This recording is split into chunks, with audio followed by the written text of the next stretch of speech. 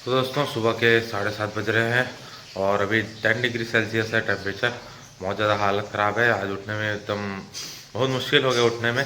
उठ गया हूँ, रेडी हो गया हूँ, लेकिन अब बाहर जाने के लिए इतना मतलब मन नहीं हो पा रहा है और हिम्मत नहीं हो पा रहा है। लेकिन जाऊँगा तो इसलिए निकलते हैं और जिम पहुँच जाता हूँ। बहुत मुश्किल से पहुँचने वाला हूँ आज भी। कल तो ठीक है 12-13 डिग्री था, आज तो 10 डिग्री हो गया है, वो भी सुबह के इस टाइम धूप होने के बाद 10 डिग्री सेल्सियस है। तो आप सोच सकते हैं कि हालत क्या हो रही होगी। फिर भी चलते हैं और जिम में जाकर मिलता हूँ। सही सलामत पहुँच जाऊँ यही दुआ करता हूँ मैं। तो वहाँ मिलता हूँ। तो दोस्तों सही सलामत पहुँच गया हूँ मैं जैसे तैसे जिम तक।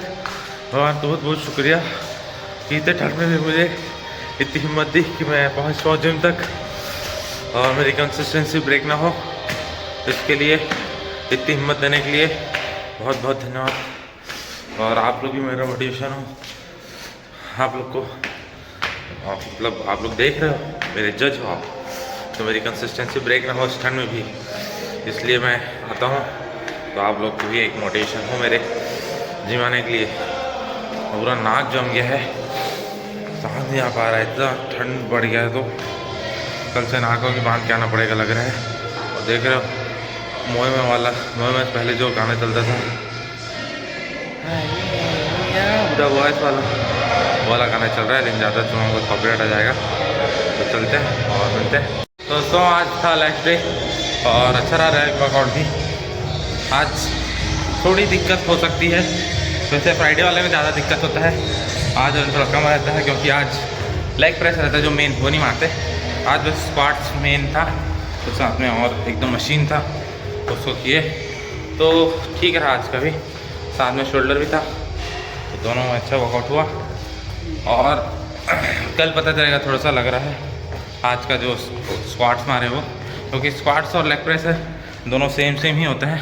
और दोनों उसको एक भी मार लो तो हालत ख़राब हो जाता है, और दोनों एक साथ मार लो उस दिन तो आप मर जाओगे इसलिए दोनों एक साथ नहीं मारना है। और अभी 12 डिग्री ही है टेम्परेचर, तो घर जाते जाते फिर भी थोड़ा सा जम जाएंगे लग रहा है। एक्सरसाइज करने से बॉडी थोड़ी गर्म तो हो गई है, फिर भी ज़्यादा तक वापस ठंडी हो जाएगी। तो चलते हैं और मिलते हैं, देखते हैं क्या सीन है घर में, क्या नहीं मम्मी आज। तो दोस्तों आज फिर से अपने ड्यूटी में हाजिर हो चुका हूँ मैं। और आज भैया कारस्तानी बताता हूँ। भैया फ़ोन किए 9 बजे कि मैं ट्रेन से आ रहा हूँ। बोला ठीक है आ जाओ, पहुँच जाओगे लाटापुर तक। तो लाटापुर यहाँ से एक पहले स्टेशन है, यहाँ से लगभग 8 किलोमीटर पड़ता है, 8 से 10 किलोमीटर। तो बोला ठीक है वहाँ पहुँचोगे तो बता देना, तो मेरे यहाँ तक आप पहुँच जाओगे। लेकिन मैं फ़ोन किया 10 बजे कि 10 बजे तक तो पहुँच जाता है लाटापुर, अभी तक कैसे नहीं पहुँचे, फ़ोन तो करते थे। तो फ़ोन किया तो बोलते हैं अरे मैं तो भूल गया मैं कहाँ पर हूँ, मैं वेब सीरीज़ देख रहा था। अभी एक नई वेब सीरीज़ आई है फ्रीलांसर, मतलब कुछ एपिसोड पहले आ गए थे, कुछ अभी आए हैं। तो अच्छी सीरीज़ है वो, आप देख सकते हैं। उसमें जो समय नहीं, क्या नाम है, अरे यार जो शिव जी बनते थे ना, उनका नाम भूल रहा हूँ मैं। अच्छा नाम है कुछ, रैना कुछ नाम है, कुछ तो एस रैना कुछ नाम है, मैं नाम याद आया बताऊँगा। तो वो एक्टर हैं, बढ़िया एक्टिंग किए हैं। मतलब एक मिशन वाला है ये, जिसमें एक लड़की रहती है जो उधर जाके कुवैत वगैरह तरफ, तो जो आतंकवादियों लोग का रहता ना एरिया, उधर तरफ जाके फंस जा रहे थे आतंकवादियों के बीच से, तो वहाँ से कैसे उसको रेस्क्यू करते हैं वो वाला है वेब सीरीज़, बहुत बढ़िया है। हाँ तो मैं बात से भटक गया, तो मैं ये बता रहा था कि भैया वेब सीरीज़ देखते देखते आ रहे थे और उनको यही नहीं पता कि वो कहाँ पहुँचे। फिर मैं फ़ोन किया तो हड़बड़ा के, अरे यार कहाँ पहुँचो पता ही नहीं मेरे को, तू पहुँच जा भाई जल्दी, देखो ट्रेन का आवाज़ आ रहा है, पहुँचने वाले हैं। तो बोलते हैं मैं पता ही नहीं मेरे को कहाँ पहुँचा हूँ, तो पहुँच जाओ भाई पहुँच जाओ, लेट हो जाएंगे नहीं तो, ऐसा बोल रहे हैं। फिर बोला चेक करके बताओ, या मैं चेक करता हूँ स्टेटस, एक दो ऐप है उसमें दिख जाता है। तो दिखाया कि लाटापुर पहुँचने वाला था, तो बोला ठीक है पहुँचता हूँ, और फाइनली पहुँच गया हूँ। तो ऐसे नहीं मगन होना अपने अपने जो भी देख रहे हो उसमें, अगर कहीं जा रहे हो और कुछ वेब सीरीज मूवीज़ देख रहे हो तो आसपास का ध्यान रखना ज़रूरी है कि कहाँ हो कैसे हो, पता चल रहा आगे निकल गए तो फिर वापस आना पड़ेगा। ऐसा कई बार हो जाता है कई लोग के साथ, तो इसलिए आपको ही फ़ोन कर रहा हूँ। और एक सजेशन भी है कि ध्यान भी रखें आसपास का, एक कान में ईयरफोन डालें, दोनों कान में डाल कर ना तो कुछ पता नहीं चलता आसपास का। तो हमेशा एक कान में ईयरफोन डाल के सुनो और एक कान को खुला रहने दो कि आसपास की चीज़ें पता चलती रहे। नहीं तो दोनों कान में ईयरफोन लगा के देखते रहो ना, मगन हो जाता है आदमी, फिर पता नहीं चलता उसको आसपास की चीज़ें से ऊपर उठ जाता है वो, और ऊपर उठ के फिर कहीं पहुँच सकता है वो। तो चलो ट्रेन आ गया, तो लेके चलता हूँ मैं, तो मैं भी लेट हो जाऊँगा।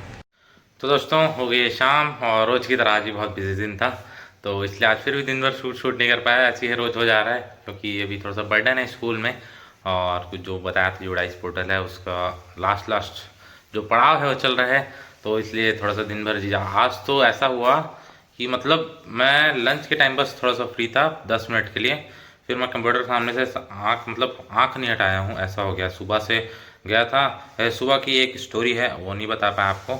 जैसे मैं बस स्टैंड पहुंचा, बस स्टैंड पहुंचे ही था कि हमारे प्रिंसिपल सर का कॉल आया कि आपको जाना है थोड़े और काम से, मतलब यहीं बालोद में ही एक काम था, कुछ डॉक्यूमेंट वगैरह ले जाने थे, तो उसके लिए हम लोग को जाना था, मतलब मुझे जाना था। तो फ़ोन किए सर, मैं बताया सर मैं बस से निकलने वाला था जस्ट। बोलते नहीं नहीं आप थोड़ा सा आराम से आइए और वो डॉक्यूमेंट है जो वो कलेक्ट कर लीजिए एक ऑफिस से। तो बोला ठीक है। तो फिर मैं अमित सर को कॉल किया क्योंकि मेरा बाइक तो भैया लेके चले जाते हैं, तो मेरे पास था नहीं बाइक, अब मैं किससे जाऊँ, पैदल तो बहुत दूर था। तो अमित सर को कॉल किया कि जस्ट निकलने वाले थे, अगर उनको कॉल नहीं किया था तो भी बस बैठ जा रहा था, मतलब बस निकल गया था। तो उनको बुलाया कि बोले सर चलिए थोड़ा सा लेट से जाएंगे, बाइक लेके आओ फिर चलेंगे अपन स्कूल। तो वहाँ गए जहाँ जाना था ऑफिस में, तो पता चला जिनके पास जो सर से लेना था डॉक्यूमेंट वो आए ही नहीं है, वो आते 12 बजे हैं। तो बोला अरे यार, फिर बोला ठीक है वेट करते हैं। तो बैठे बैठे वेट किए और क्या ही ऑप्शन अपने पास वेट करने के अलावा, तो वेट कर लिए। उसके बाद फिर आए सर, तो फिर जानते हो ना गवर्नमेंट जो ऑफिशियल्स होते हैं थोड़ा सा आराम से ही रहता है उनका काम, तो थोड़ा और टाइम लग गया 12 बजे के बाद भी। तो निकलते निकलते 12:30 हो गए थे लगभग। तो 1 बजे पहुँचे अपन स्कूल, और स्कूल पहुँचे तो फिर उस टाइम से जब बैठा था मैं 1 बजे से, तो सीधा 4:30 बजे उठा हूँ मैं कंप्यूटर के पास से, बीच में 10 मिनट का ब्रेक था बस। तो आज लगातार कंप्यूटर में बैठे बैठे आँख जो था ना बहुत पेन कर दिया था। और आज सडन वो बना प्रोग्राम, तो बाइक चलाते मैं ही गया, तो पूरा आँख में एकदम ठंडा ठंडा हवा, और मैं कुछ स्कार्फ वगैरह भी नहीं रख पाया था। तो उस चक्कर में क्या है पूरा आँख मेरा लाल लाल हो गया, देख सकता हूँ अगर आपको दिख रहा होगा, क्योंकि आँख थोड़ी सी सेंसिटिव है मेरी। और बिना चश्मा तो पहना था, फिर भी चश्मा क्या थोड़ा सा छोटा है मेरा, और स्कार्फ वगैरह नहीं था, तो नाक वाक भी पूरा खुला खुला था, ठंडी ठंडी हवा आते तक इतनी हालत ख़राब हुई थी मेरी। तो आते ही पहले फ्रेश हुआ फटाफट से, और एक आई ड्रॉप था उसको डाला और सो गया मैं 1 डेढ़ घंटे। मतलब मैं थोड़ा जल्दी आ गया था, बाइक से गए थे, तो बस से आते हैं तो थोड़ा सा टाइम लग जाता है। तो बाइक से आया अपन तो लगभग 4:15 के आसपास पहुँच गए थे स्कूल। स्कूल बोल रहा हूँ यार, घर पहुँच गया था।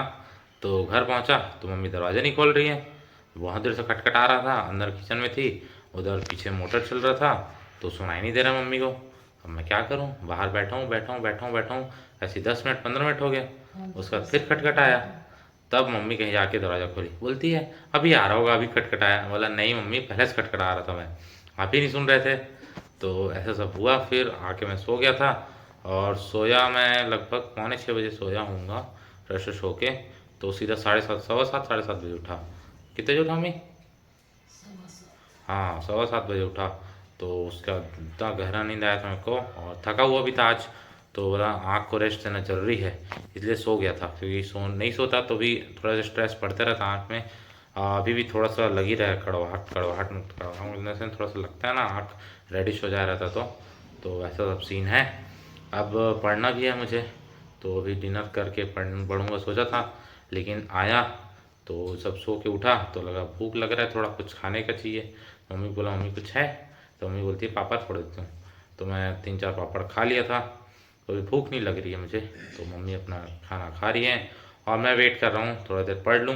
तो सुबह पढ़ने से पहले थोड़ा सा कुछ शूट कर लेता हूँ, क्योंकि आज कुछ शूट नहीं किया हूँ। तो अभी पढ़ने बैठूँगा और आपके लिए एक स्टोरी ढूंढ के लाऊँगा, स्टोरी अच्छी वाली लाऊँगा, तो उसके लिए बने रहिए ब्लॉग में। तो दोस्तों एक बार फिर से स्वागत है हमारे स्टोरी सेगमेंट में, और आज भी मैं आपके लिए एक बहुत ही इंटरेस्टिंग और अच्छी स्टोरी लेकर आया हूँ। तो आज की स्टोरी का टाइटल है धन वैभव सफलता और श्रम। तो कहानी कुछ ऐसी है।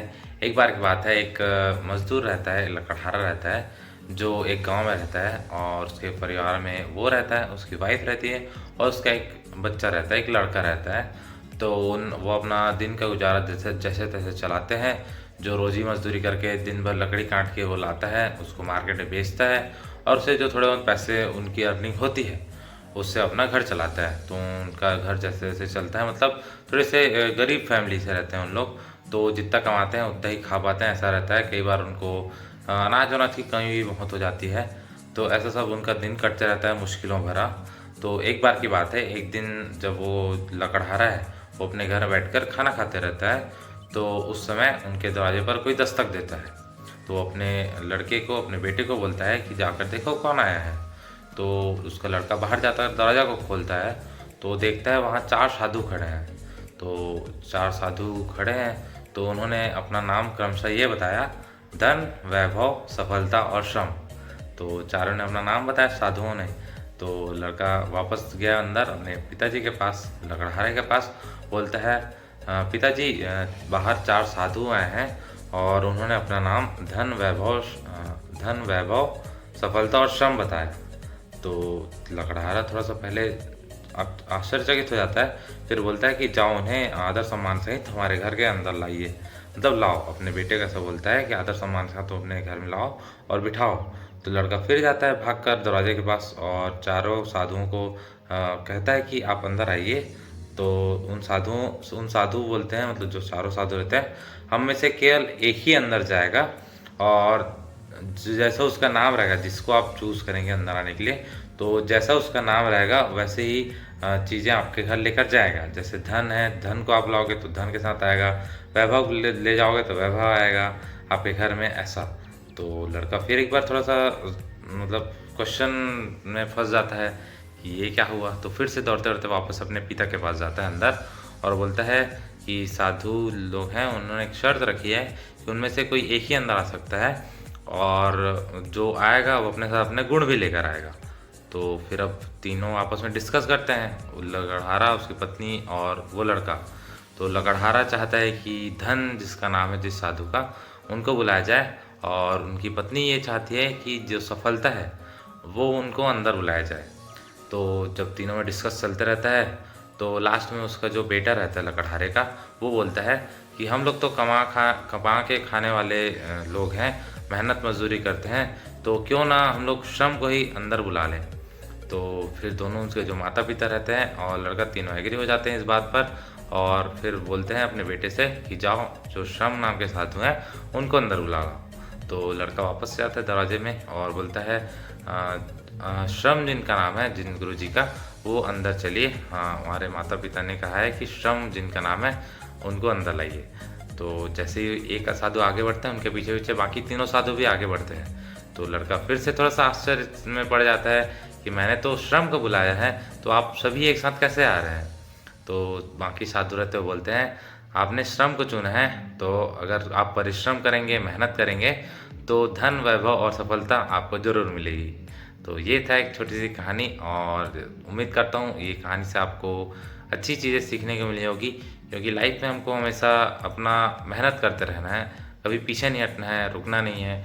चाहे हमें सफलता धीरे मिले, चाहे जल्दी मिल जाए, लेकिन हमको आगे बढ़ते रहना है। आप अगर कोई गोल रखते हैं तो पहले छोटे छोटे गोल्स में उसको डिवाइड कर दीजिए और मेहनत करते जाइए अपने लक्ष्य के लिए। और जैसे जैसे छोटे छोटे गोल्स आपके पूरे होते जाएंगे, तो आप में जो कॉन्फिडेंस है वो बढ़ते जाएगा, और अपने अल्टीमेट जो लक्ष्य रहेगा, आपका जो बड़ा लक्ष्य है, चाहे कोई जॉब हो, चाहे आपको लाइफ में जो भी करना हो, आपकी जो भी चीज़ें आप चाहते हैं, तो वो सब चीज़ें पूरी होती जाएंगी, ऐसा उम्मीद करता हूँ मैं। तो इस कहानी से जैसे कि हमने सीखा है कि अगर आप परिश्रम करेंगे, श्रम करेंगे, तो आपको धन, वैभव और सफलता ज़रूर मिलेगी। तो ये 4 चीज़ें आप अपने साथ रख सकते हैं। ये 4 चीज़ों को हमेशा याद रखिए कि जहाँ परिश्रम है वहाँ बाकी चीज़ें अपने आप आ जाती हैं। और अगर आप धन के पीछे भागेंगे, आप वैभव को पीछे भागेंगे, आप सफलता के पीछे भागेंगे, तो उनके पीछे भागने से कुछ नहीं होगा। जब तक आप मेहनत नहीं करेंगे, आप परिश्रम नहीं करेंगे, तब तक ये तीनों चीज़ें आपसे दूर ही रहेंगी। तो अगर आप परिश्रम के पीछे भागते हैं, तो ये तीनों यकीनन आपको एक न एक दिन मिल जाएंगी। तो दोस्तों, उम्मीद करता हूँ आज की स्टोरी आपको पसंद आई होगी, और पसंद आई हो तो लाइक करें, शेयर करें, और अगर चैनल पर नए हैं तो सब्सक्राइब जरूर करें। मैं मिलूँगा आपसे अगले वीडियो में। Till then have a great day, bye bye.